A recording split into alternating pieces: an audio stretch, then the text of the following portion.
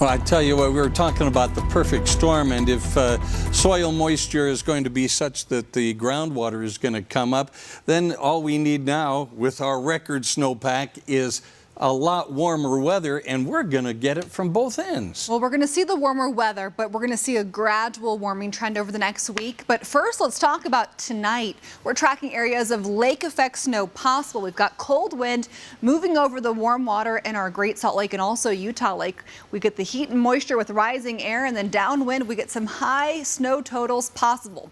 So wind direction is the key component. If it's a northwest flow, you usually get it southeast of the lake. If it's more of a westerly wind, you'll see those higher totals east of the lake. Same thing down towards Utah Lake. So the areas that we're tracking for most likely scenarios for tonight's setup: Tooele Valley, as we look towards Salt Lake County, as we look up towards Davis County, and also Provo down through Payson.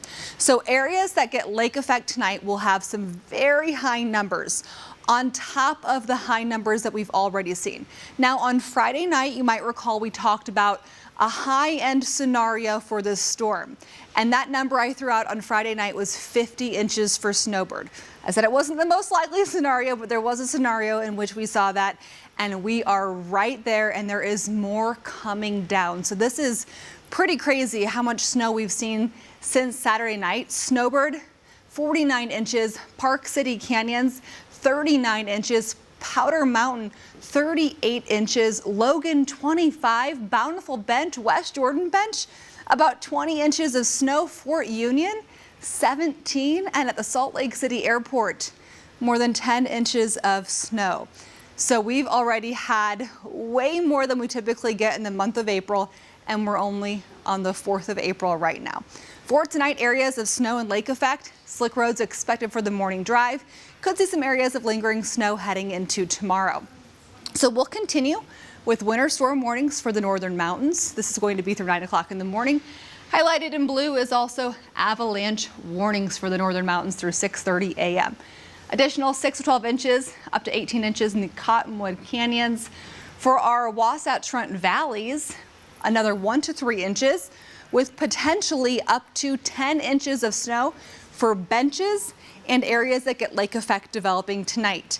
For our central mountains, another 6 to 12 inches. Our winter storm warnings have been extended through 9 a.m. tomorrow. They were supposed to expire at 6 p.m., but because of our wave of precipitation tonight, our wave of energy, and just this snow that just keeps coming down right now near the Salt Lake City International Airport along I-80, moving into downtown, Foothill Drive up towards the U.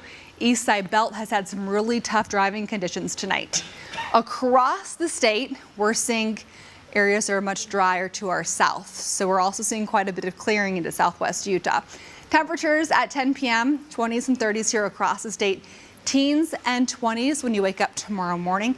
And throughout the day, we could even see some more widely scattered snow developing throughout the day tomorrow. So additional snowfall. Potentially several more inches here in the valleys, up to 10 more inches for areas that see lake effect. St. George, 52 tomorrow, 70s Friday and Saturday, 80s by Easter Sunday. And for Salt Lake, areas of snow tomorrow, then we're drying out, 50s and 60s Friday through Sunday.